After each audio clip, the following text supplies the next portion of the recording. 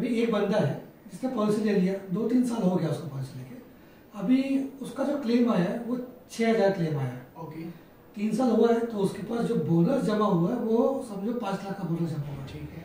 इस कंडीशन में क्या करना चाहिए? उसने पॉलिसी पे जो क्लेम है वो लेना चाहिए या फिर वो खुद ही भरना चाहिए? Very good question. कैसा होता है, बहुत सारी जगहों पे नो क्लेम बोनस होता है, ठीक है, और बहुत सारी कंपनीज में गारंटेड बोनस होता है। अभी जहाँ पे नो क्लेम बोनस होता है ना, वहाँ पे अगर हम 6,000 का भी क्लेम करते हैं तो हमारा पूरा बोनस जो है ना हट जाता है।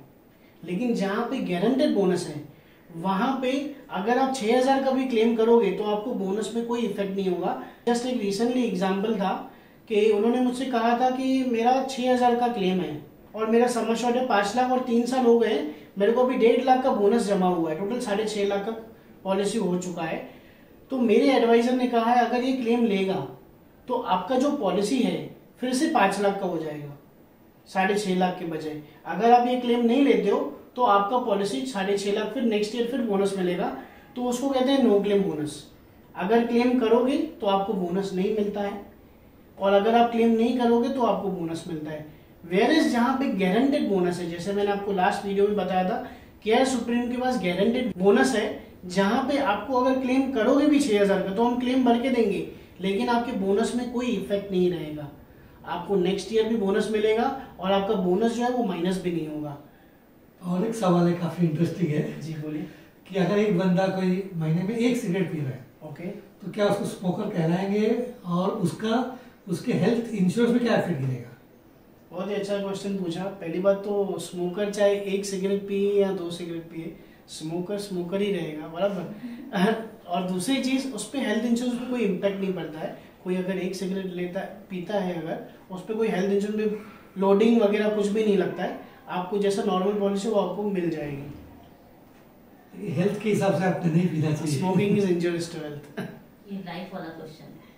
हाँ, जैसे मैडम बोल रहे हैं कि ये लाइफ वाला क्वेश्चन है ना, लाइफ में अगर स्मोकिंग रहेगा, ड्रिंकिंग रहेगा, तो पॉलिसी का अमाउंट चेंज हो जाता है। चेंज हो जाता है, लेकिन हेल्थ में चेंज नहीं होता है। हेल्थ में जो है, आप भले 1 सिगरेट पी दो तो आपको कोई इम्पैक्ट नहीं गिरता है। आपको जो प्रीमियम आपको नॉर्मल को भरना है वही उनको प्रीमियम भरना है, कोई इम्पैक्ट नहीं। अल्कोहल कंजम्पशन के ऊपर फर्क गिरता है? नहीं, कोई फर्क नहीं पड़ता। लगता है काफी सारे क्वेश्चंस आए हैं, तो पहले वीडियो देखने के लिए काफी थैंक यू वेरी मच। अभी ये क्वेश्चंस है तो इट मींस आप इंटरेस्टेड हो, तभी ये क्वेश्चंस आए।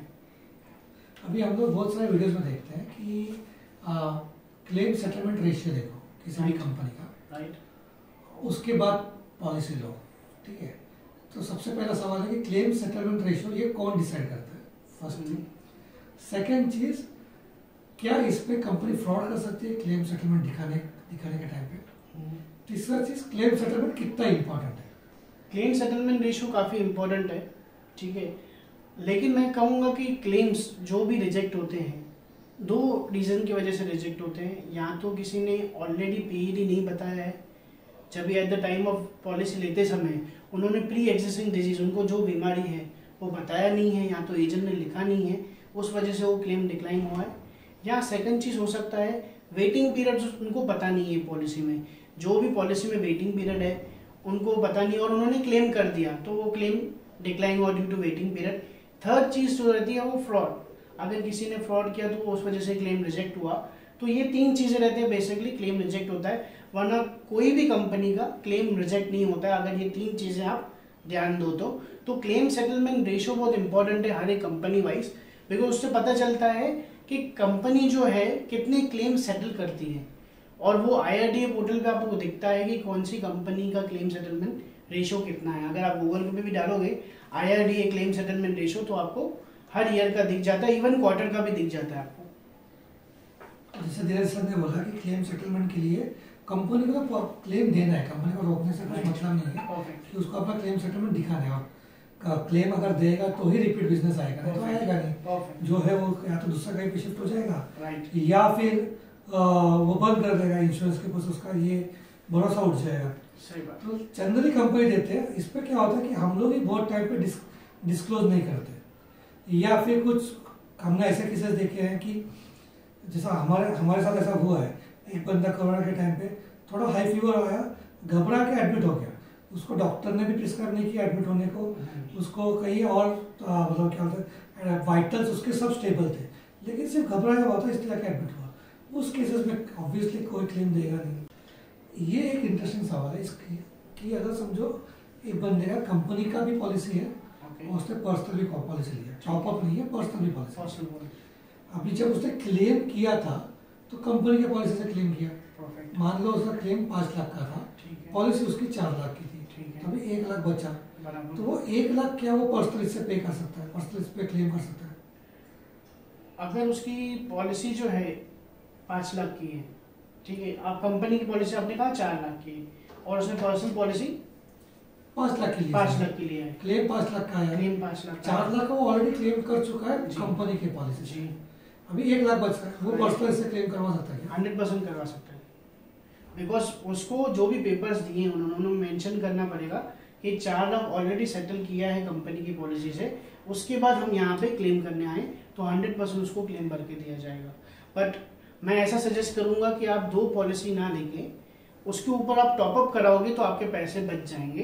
तो अगर आपके पास कंपनी का 4 लाख का पॉलिसी है तो 4 लाख की पॉलिसी के ऊपर आप टॉपअप लीजिए 10 या 12 लाख का, वो ज़्यादा बेटर पड़ेगा। बिकॉज यहाँ पे भी आप 4 लाख के लिए कंपनी पॉलिसी पे आप प्रीमियम भर रहे हो, ठीक है, और वहाँ आपने अपनी पर्सनल पॉलिसी भी निकाल के रखा है 5 लाख का, तो वहाँ पे भी आप 15,000 का प्रीमियम भर रहे हो, राइट। तो आपका 15,000 का प्रीमियम बच सकता है। अगर आपने टॉपअप पॉलिसी लिया 10 लाख का तो आपका प्रीमियम हार्डली 7 या 8,000 आएगा। अभी हम लोग जब कभी क्लेम करने को जाते हैं तो क्या हो जाता है कि तभी हमको इंटीमेशन नंबर लेना पड़ता है, बराबर। अभी इसने इंटीमेशन नंबर सिर्फ जो कंपनी का पॉलिसी वहाँ से लिया है, जो एक्स्ट्रा पॉलिसी वहाँ से लिया नहीं है, उस केस में क्या होगा? देखो, इंटीमेशन का मतलब होता है जब हम फर्स्ट क्लेम आता है तभी हम सबसे पहले इंटीमेट करते हैं कंपनी को कि हम इस हॉस्पिटल में एडमिट हुए हैं, ठीक है। तो आपने जहाँ पे सबसे पहले क्लेम किया उसी को ही आप इंटीमेट करोगे, उसके बाद आपने दूसरा क्लेम आपने पर्सनल पॉलिसी पे लिया तो बाय डिफॉल्ट आपको मिलेगा। आपको सिर्फ उनका सेटलमेंट लेटर देना पड़ेगा कि यहाँ से 4 लाख मिले हैं, आपको 1 लाख भर के दें तो भर के दे देंगे, तो उसमें कोई बड़ा इशू नहीं। इसमें भी आपका और एक लोगों का और भी डाउट होता है, समझो 5 लाख का उसका क्लेम आया, यहाँ पे 4 लाख है, यहाँ पे 5 लाख है, तो दोनों जगह से पैसे नहीं मिलेंगे, टोटल पैसे 5 लाख ही मिलेंगे, 5 लाख के ऊपर नहीं मिलेंगे, ये रीइंबर्समेंट होता है। बराबर, ये ओरिजिनल डॉक्यूमेंट सबमिट करने पड़ते हैं, तो आप दोनों में से एक जगह पे डॉक्यूमेंट सबमिट कर सकते हो, दोनों जगह पे नहीं। अगर दोनों जगह पे किया तो आप फ्रॉड डिक्लेयर होगा, आपकी पॉलिसी में भी टर्मिनेट भी हो सकती है। तो दोनों जगह पे एक जगह पे हम नहीं, इसमें धीरे सर क्या होता है, बहुत सारे लोगों का डाउट क्या आता है, जैसे लाइफ इंश्योरेंस निकाला, राइट, तो 3-3 लाख का लाइफ इंश्योरेंस निकाला तो 6 लाख उसको मिलना है, परफेक्ट, राइट। तो ये लोग बहुत सारे लोग पूछते हैं कि 5-5 लाख का निकाला तो मेरे को डबल क्यों नहीं मिल रहा, मैं पैसा तो दोनों का भर रहा हूँ। नहीं, यहाँ पे हेल्थ इंश्योरेंस में ऐसा नहीं होता है। हेल्थ इंडस्ट्री कैसा है कि आप एक ही पॉलिसी लो हेल्थ इंश्योरेंस का, ठीक है, तो आप एक ही जगह पे क्लेम कर सकते हो, दोनों जगहों पे क्लेम नहीं कर सकते हो। इसलिए मैं हर वीडियो में यही कहता हूँ कि आप एक पॉलिसी निकालिए, 2 पॉलिसी बेसिक लेके मतलब नहीं है। अगर आपको ज्यादा कवर चाहिए तो टॉप अप पॉलिसी निकालिए। तो उसमें और एक चीज़ आता है, जैसे अभी लाइफ है, तो लाइफ का क्या होता है कि लाइफ का वैल्यू कोई रख नहीं जाता कि इसका 5 लाख की वैल्यू है, राइट, तो पूरा मिलता है।